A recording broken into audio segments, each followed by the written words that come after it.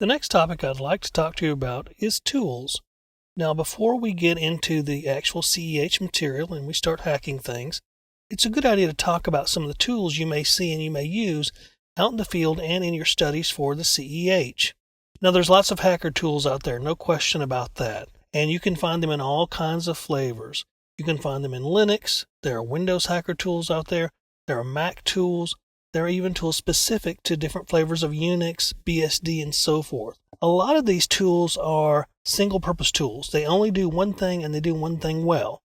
But there's a lot of multi-purpose tools out there that we're seeing these days, tools that do a little bit of everything. There are tools that will scan a network, discover its vulnerabilities, and even start exploiting those vulnerabilities. There's a lot of commercial tools out there that are all-in-one packages, things like Core Impact and Canvas and Metasploit Pro and things like that. But you'll also see open source tools out there that are free for you to use, and those are just as good.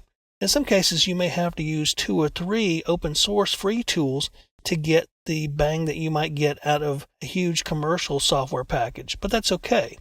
The one good thing about the CEH is half of it's about theory and how to hack something and test your knowledge. The other half's about tools.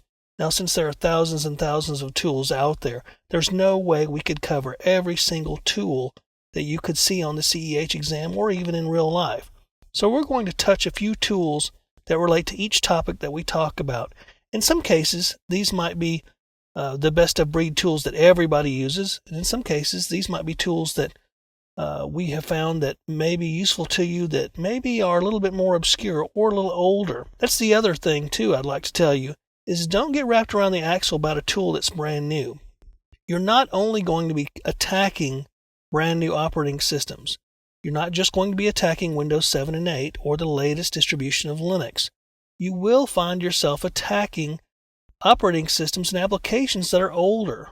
Just because you may have upgraded to the latest version of Windows or Linux doesn't mean the rest of the world has. So you will attack and see Windows XP out there still. You will see Windows NT4 out there in some rare cases. You'll see older versions of Linux and different older distributions out there. So it's good to have these tools in your toolbox because some of these tools really are suited for older operating systems and older applications. Some of the newer tools don't necessarily do the job as the older ones do. That's why sometimes you'll see me using tools in Windows XP, for example, because the tool is still effective and still does its job. You'll also find that in a lot of cases, having the latest and greatest operating system to run your tools off of may or may not be a good idea. For example, there are differences in the Windows XP TCP/IP stack versus the Windows 7 and Windows 8 TCP/IP stacks, and also how different security features and functions are implemented.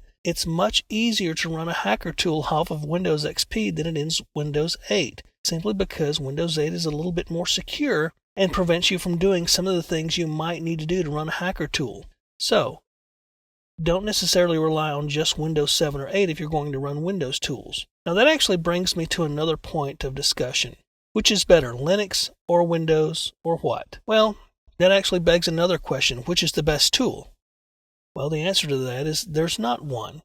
Now, everybody has their favorite tools, and everybody learned on a particular tool. Some people learned on Backtrack Linux. Some people learned on Windows. Some people learned on the old version of Nessus, the command line version. And some people used a newer version.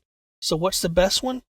The right tool is the one that works for you, that does what you need it to do. And you'll hear hackers argue all the time on blogs and websites and in coffee rooms about what's the best tool to use. And there's a big conception in the hacker community that if you don't know Linux and you don't know the hard-to-use command line tools, then you're not a true hacker.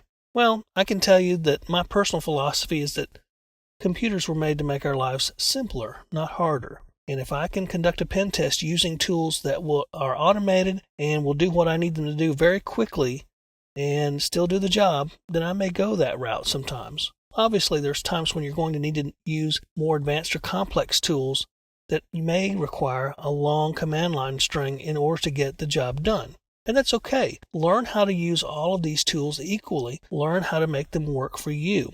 In some cases, you may have no choice but to use older tools. If you're attacking an older operating system, or an older application. So don't get discouraged if you see me running tools off of Windows XP sometimes, because I also use Backtrack Linux.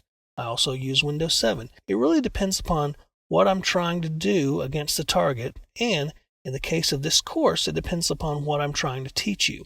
So understand that we're not going to cover every single tool that you probably know about. Understand that sometimes we're going to be using simpler tools, maybe GUI related tools. Sometimes we'll be using the command line. Sometimes we'll be using Linux, and sometimes Windows. So having said that, I wanted to get that out of the way so you understand the use of tools in hacking. Again, the best tool is the tool that does the job right and works for you. And you'll find frequently that there are several tools that do the job equally. And at that point, it really depends upon what you're more comfortable using. If you're a Windows user, then by all means, find a good Windows tool that works. If you're a Linux user or a command line junkie, then definitely learn the command line switches to get your tool to work for you. So, in the next session, we're going to actually take a look at a couple of these hacking tools, particularly Backtrack Linux.